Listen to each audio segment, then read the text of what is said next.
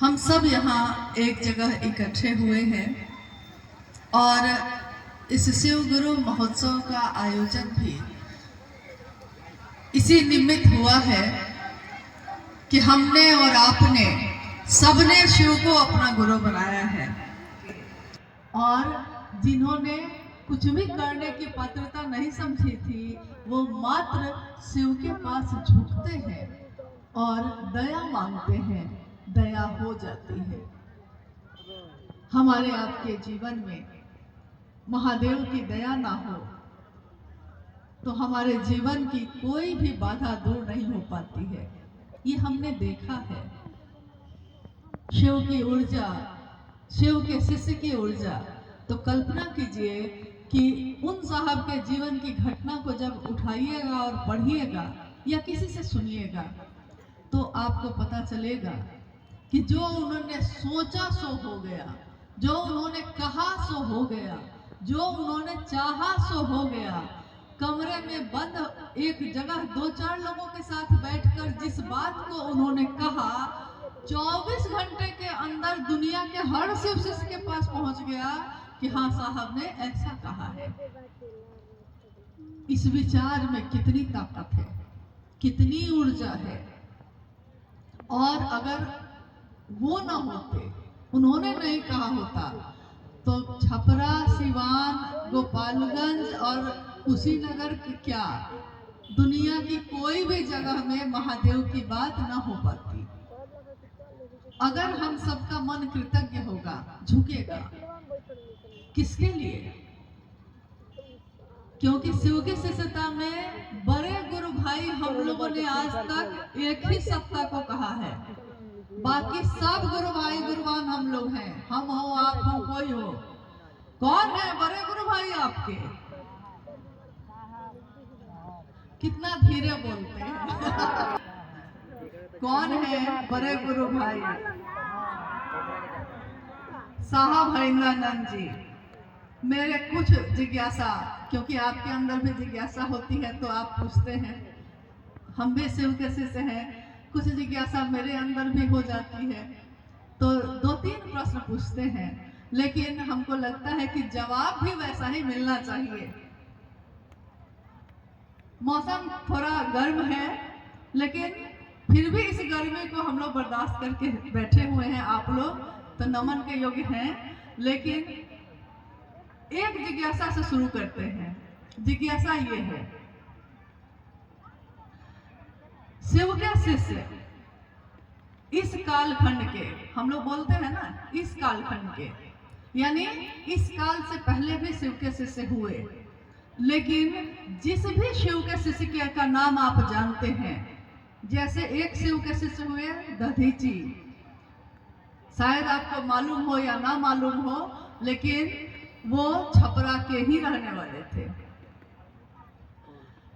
तो शिव के शिष्य पहले भी हुए। इस कालखंड में प्रथम शिव के शिष्य हुए कौन हुआ? साहब श्री। हाँ, आवाज में दम है। साहब श्री चाहते खुद गुरु बन जाते, चाहते तो बन सकते थे कि नहीं? और अगर वो कहते कि मैं गुरु हूं तो हम लोग सारे लोग मान लेते कि नहीं? मानते। लेकिन शिव के शिष्य साहब श्री हरिंद्रानंद जी ने कहा है, शिव ही तुम्हारा गुरु है, तुम्हारी गति है, तुम्हारा गंतव्य है। यानी चलने वाले भी, रास्ता भी, मंजिल भी और आपके गुरु भी। शिव के शिष्य ने कहा, यहाँ गुरु कौन है? एक ही है ना। गुरु कौन है? महादेव। और बाकी कौन है? शिव के शिष्य। गुरु एक है, हम सब शिष्य हैं और सभी शिष्यों में एक समान ऊर्जा चल रही है, संचरित है। लेकिन किसके कारण है? मतलब कहा जाएगा कि यहाँ ट्रांसफार्मर एक ही है। बिजली पैदा हुई है नदी में, लेकिन उस बिजली की ताकत को संभालने का सभी तार में प्रवाहित करने की ताकत एक ही जगह पे है। किसमें? साहब श्री हरिनानंद जी में, और किसी में नहीं है। 3 सूत्र, साहब ने शिव को गुरु बनाया तो 3 सूत्र थे। साहब ने शिव को गुरु बनाया था सन 1974 में, तो 3 सूत्र था उस समय? नहीं था। लेकिन अगर यहाँ रास्ता बना हुआ नहीं हो और आज आप इस रास्ते पे चल रहे हैं और आप पूछते हैं कि ये रास्ता जब नहीं बना हुआ था तो यहाँ क्या था, लोग आपको बताते हैं कि चट्टान थी नुकीली जो आपके पैरों को फाड़ देती थी, आपके पैरों में छाले बन के चुभती थी। लेकिन किसी ने इस कंटीले रास्तों को अपने द्वारा, अपने अथक परिश्रम के द्वारा साहब और दीदी के जीवन की आहुति देकर इस कटीले रास्ते को फूलों से भर दिया है। तो शिव की शिष्यता में शिव गुरु आज इस कालखंड में नहीं हुए। शिव तो आदि गुरु हैं, यानी दुनिया बनी तो शिव गुरु थे ही, दुनिया के लोग भी थे, लेकिन शिव तक पहुंचने का कोई रास्ता बना हुआ हर आदमी के लिए नहीं था। तो शिव की शिष्यता का राजमार्ग किसने बनाया? अपने जीवन की आहुति दी है उन्होंने। मां नीलम आनंद के रातों की नींद और दिन का चैन इसमें लगा हुआ है, इस रास्ते में। तब कहीं ये रास्ता आज हमारे आपके लिए फूलों से भरा हुआ है।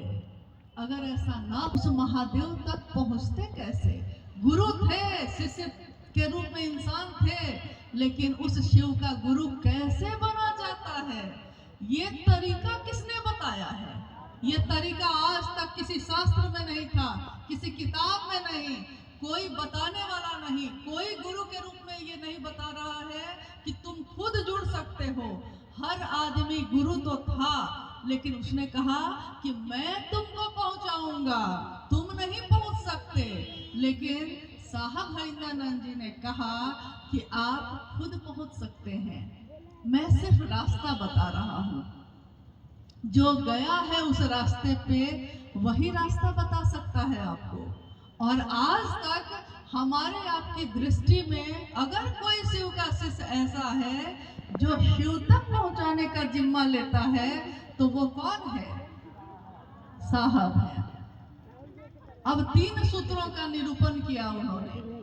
पहला सूत्र, मन ही मन उस शिव से दया मांगिए कि हे शिव, आप मेरे गुरु हैं, मैं आपका शिष्य हूं, मुझ शिष्य पर दया कर दीजिए। ये पहला सूत्र। देने वाले कौन? साहब। दूसरा सूत्र, शिव की चर्चा करना, शिव की बात करना, लेकिन याद रखना कि शिव की बात करते समय स्वयं और समूह दोनों शिव भाव से भर जाए, ऐसी बात कहना। अपनी बात मत सुनाने लगना। ये साहब की बात सुनाने की बात कही गई है। किसी ने नहीं कहा कि अपनी अपनी अपनी डफली, अपना राग सुनाना। डफली भी उन्हीं की, बजाते भी वही है और राग भी उन्हीं का होता है। वो दिखते चाहे हम और आप हैं, लेकिन ये आवाज उन्हीं की, ये सोच उन्हीं की, ये संदेश भी उन्हीं का है।